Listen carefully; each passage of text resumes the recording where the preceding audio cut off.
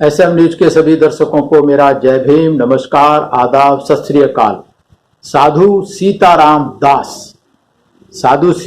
दास भारत में पहले अहिंसात्मक किसान आंदोलन के प्रणेता थे, जो कि भारत में 44 साल तक चला।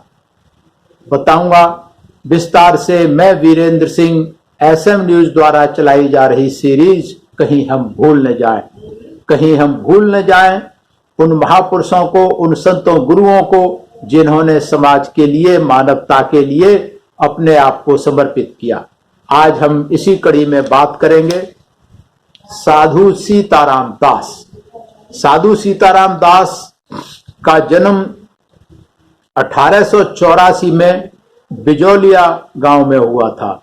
बिजौलिया के ठिकानों के अधीन पुस्तकालय में नौकरी करते थे। बिजौलिया राजस्थान में एक जगह है जहां पर ये पैदा हुए थे, और वहां बिजौलिया के ठिकाने जो वहां का जो शासक था, जो वहां का जमींदार था, उसके पुस्तकालय में नौकरी करते थे।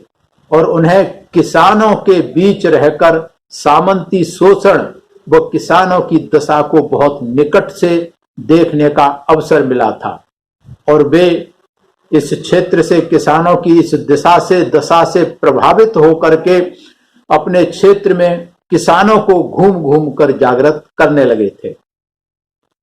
क्या था किसान आंदोलन, ये जानेंगे अभी। किसान आंदोलन 1897 से लेके 1941 तक लगातार चला। ये 3 चरणों में चला था। पहले चरण में साधु सीताराम दास, दूसरे चरण में विजय सिंह पथिक, और तीसरे चरण में मणिकलाल वर्मा। इस तरीके से ये 3 चरणों में चला था। तो इसकी शुरुआत करने वाले और पहले चरण की शुरुआत करने वाले साधु सीताराम दास जी थे। ये जो किसानों का आंदोलन था, ये राजस्थान का पहला संगठित किसान आंदोलन माना जाता है, जो बिजौलिया से शुरू हुआ। बिजौलिया अभी वर्तमान में भीलवाड़ा जिले में जगह पड़ती है, जहां का ये आंदोलन था। इस जागीर जो थी, इसका संस्थापक अशोक परमार था, और ये आंदोलन के प्रणेता साधु सीताराम दास, उन्होंने इस आंदोलन का नेतृत्व किया था। यह आंदोलन धाकड़ किसानों द्वारा शुरू किया था। उस एरिया में धाकड़ किसान थे, इसमें शुरू हुआ था। और इसकी शुरुआत 1897 में गिरधरपुरा गांव में हुई थी, जब किसानों के 2 प्रतिनिधि नानजी पटेल और ठाकरी पटेल मेवाड़ महाराणा फतेह सिंह से मिलने उदयपुर गए थे। 1903 में बिजौलिया के जो ठाकुर कृष्ण सिंह थे, वो किसानों पर उन्होंने चवरी नामक एक नया कर लगा दिया था। चवरी था, इसके अंतर्गत जब किसी किसान की लड़की की शादी होती थी, तो उसे शादी के कर के रूप में 5 रुपए ठिकाने में जमा कराने पड़ते थे। ठिकाने मतलब वहां जो राजा के यहाँ, जो जमींदार के यहाँ। इसके बाद ठाकुर कृष्ण सिंह के बाद नए जब वहां बने राव पृथ्वी सिंह, उन्होंने 1906 में किसानों पर तलवार बंधाई का एक और नया कर लगा। तलवार बंधाई क्या थी कि जब पृथ्वी सिंह की तलवार बंधाई हुई थी, तो उस समय के राणा ने उनको बहुत भारी कीमत देनी पड़ी थी तलवार बंधाई की।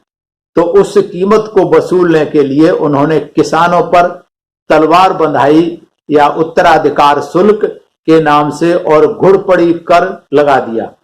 इस समय तो इस तरह पृथ्वी सिंह के समय में मेवाड़ में 84 प्रकार के लाग वाग लागत जिसको बोलते थे, लगान के अतिरिक्त इतने कर किसानों को देने पड़ते थे। 84 तरह के कर जो किसानों को देने पड़ते थे।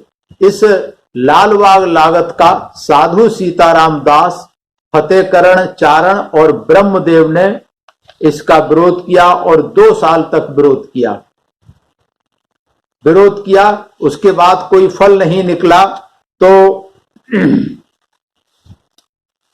1913 में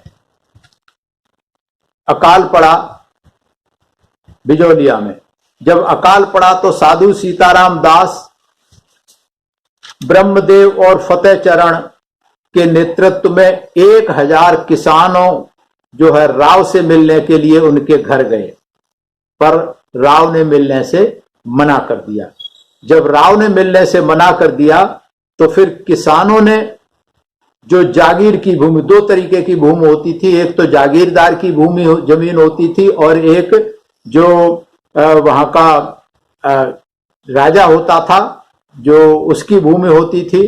तो जो जागीर की भूमि होती थी उसे जागीर भूमि कहते थे। उस पर उन्होंने खेती करने से मना कर दिया, किसानों ने हल चलाने से मना कर दिया। बल्कि वो जो मेवाड़ के राजा थे उसकी खालसा भूमि बोलते थे, वहां जाकर ग्वालियर और बूंदी की रियासत की भूमि पर अपना खेती करना शुरू कर दिया। इस कारण बिजौलिया जागीर में और भारी अकाल के पास और मुसीबत और विपत्ति आ पड़ी। बिजौलिया में सूखा पड़ने के बावजूद प्रथम विश्व युद्ध के दौरान उसमें किसानों पर जो था वार फंड का चंदा नाम से एक कर और लगा दिया गया, जिसके कारण किसानों में भारी असंतोष भड़का और इसके लिए ये आंदोलन बिजौलिया किसान आंदोलन ये साधु सीताराम दास ने शुरू किया था। साधु सीताराम दास बिजौलिया के ठिकाने में नौकरी करते थे पुस्तकालय में। जब साधु सीताराम दास ने ये आंदोलन शुरू किया तो उनको वहां के बिजौलिया के जो जमींदार ने उनको नौकरी से बाहर निकाल दिया। जब नौकरी से बाहर निकाल दिया तो फिर साधु सीताराम दास पूरी तरीके से किसानों के आंदोलन के लिए समर्पित हो गए और जागृत करने के लिए गांव-गांव उन्होंने पूरा संचालन किया किसानों के लिए। और ये काम करते हुए उन्होंने हरि भाई किंकर द्वारा चलाई जा रही विद्या प्रचारणी सभा से भी संपर्क किया और उसकी एक शाखा बिजौलिया में स्थापित कर दी। तो इस तरीके से जब विद्या प्रचारणी की सभा के वार्षिक अधिवेशन में भाग लेने सीताराम जब चित्तौड़ पहुंचे तो उनकी मुलाकात वहां विजय सिंह पथिक से हुई। पथिक से जब मुलाकात हुई तो साधु सीताराम ने विजय सिंह पथिक को निवेदन किया इस नेतृत्व का आंदोलन करने के लिए। तो ये जो आंदोलन शुरू हुआ, ये साधु सीताराम जी के दासों जो किसानों पर तरह तरह के 84 तरह के कर जो लगा रखे थे जमींदारों ने, तो ये किसानों के ऊपर अन्याय अत्याचार था। और जो राजा थे जो उस समय के मेवाड़ के, वो भी नहीं सुनते थे और सारा टैक्स वो भी वसूल करते थे। तो इस तरीके के जो जमींदारी प्रथा थी उसमें जो किसानों के ऊपर अन्याय अत्याचार होते थे, ये पूरे देश में इस जमींदारी प्रथा ने केवल राजस्थान में ही नहीं पूरे देश में जमींदारी प्रथा ने, चाहे तो वो आदिवासी क्षेत्रों की रही हो, आदिवासी क्षेत्रों में इन्होंने आदिवासियों का बहुत शोषण किया। जमींदारी प्रथा ने अंग्रेजों के साथ में मिलकर के और किसानों का बहुत शोषण किया, हर तरीके से शोषण किया इन्होंने। तो इस तरीके से ये जो आवाज उठाने वाले साधु सीताराम दास इस बिजौलिया आंदोलन के जनक रहे हैं।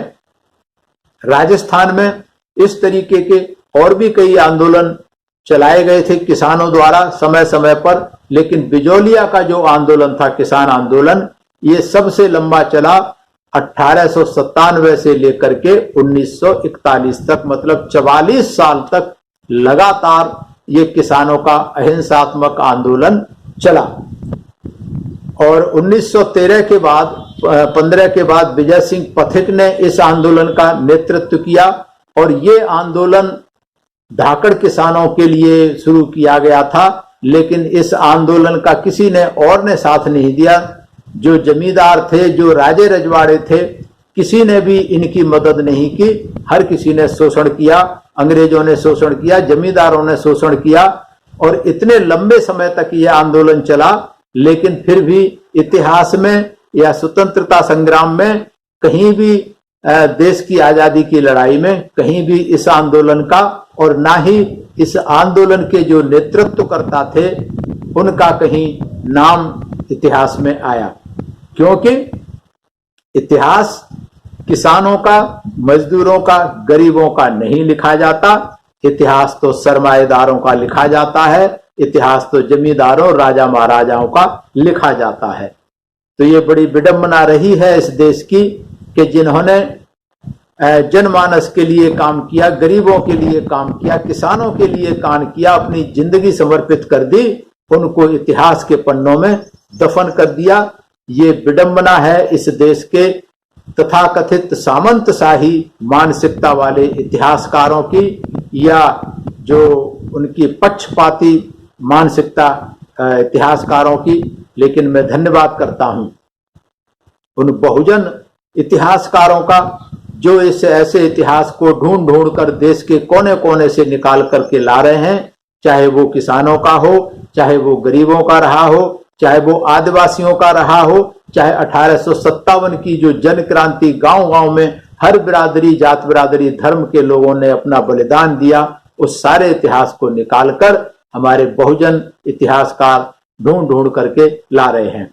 और मैं धन्यवाद करता हूं एसएम न्यूज का, जिन्होंने ये सीरीज की है, शुरू की है, कहीं हम भूल न जाएं, कहीं हम भूल न जाएं उन महापुरुषों के त्याग को, त्याग, तपस्या और बलिदान को, जिनके कारण आज सभी लोगों को आजादी मिली है, मान सम्मान और स्वाभिमान से जीने का अधिकार मिला है।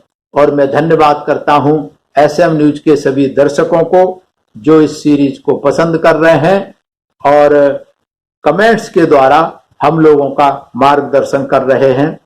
मैं ये भी बताना चाहता हूं, ये जो सीरीज शुरू की है एसएम न्यूज ने, ये मिशन पे बैक टू सोसाइटी के आधार पर की है कि हम समाज को कुछ देना चाहते हैं। समाज को देना चाहते हैं, क्या देना चाहते हैं? हम समाज को टाइम, टैलेंट और ट्रेजरी देना चाहते हैं, क्योंकि मैं और मेरे जैसे कई लोग एसएम न्यूज की टीम के साथ काम कर रहे हैं। एसएम न्यूज को ना तो हम कोई पैसा दे रहे हैं, ना एसएम न्यूज हमें कोई पैसा दे रहा है, ना किसी से हम पैसा ले रहे हैं।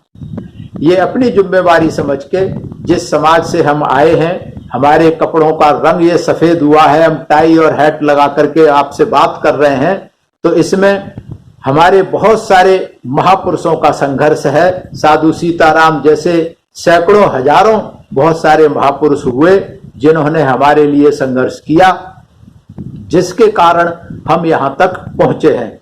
तो हमारी ये नैतिक जिम्मेदारी बनती है कि हम अपना समाज के लिए समय दें, उनके बीच में जाएं, उनको समझाएं और अपना ज्ञान दें। जो पढ़ाई लिखाई, जो आपके पास टैलेंट है कि देश के हालात क्यों हो रहे हैं, कैसे हो रहे हैं, इसके लिए क्या करना है, उनको सामाजिक, आर्थिक और राजनीतिक क्षेत्रों में समझाएं, उनको एजुकेशन के बारे में समझाएं उनके बीच में जाके, और उनकी आर्थिक मदद भी करें।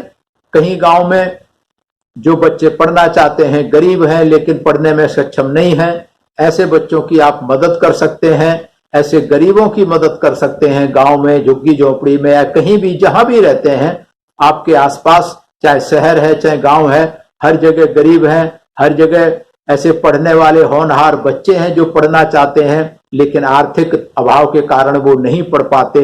आप ऐसे लोगों की मदद कर सकते हैं और ये हमारी नैतिक जिम्मेदारी है, क्योंकि इन महापुरुषों के संघर्ष के कारण हम यहां तक पहुंचे हैं। तो हमारे ऊपर इन महापुरुषों का कर्ज है, और जो कर्ज वापस लेकर के वापस नहीं करता उसको बेईमान कहा जाता है, उसको एहसान फरामोश कहा जाता है।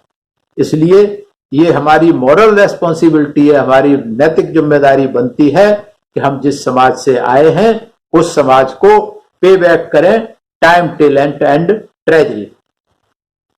और एसएम न्यूज भी ये सामाजिक काम को कर रहा है पे बैक टू सोसाइटी के आधार पर। तो इसलिए आप एसएम न्यूज का भी कोई साथी अगर आर्थिक सहयोग करना चाहते हैं, क्योंकि एसएम न्यूज की अपनी टीम है, ऑफिस है, उनका सेटअप है, कई सारे कर्मचारी काम करते हैं, तो उनको तो तनख्वाह चाहिए होती है, तो उनका जो खर्चा है, एसएम न्यूज को जो भी साथी आर्थिक मदद करना चाहते हैं SM न्यूज के नंबर इस पे आता है, अकाउंट डिटेल लेकर के आप लोग मदद कर सकते हैं। मैं सभी का धन्यवाद करता हूं और ये सीरीज आपको पसंद आ रही है तो प्रतिदिन सुबह 6 बजे देखते रहिए SM न्यूज, कहीं हम भूल न जाए। सभी को मेरा आभार, सभी को मेरा प्रणाम। अगर आपने अभी तक हमारा चैनल सब्सक्राइब नहीं किया है तो सब्सक्राइब करें और घंटी का बटन बिल्कुल भी दबाना ना भूलें ताकि सभी लेटेस्ट खबरें पहुंच सकें आप पे सबसे पहले।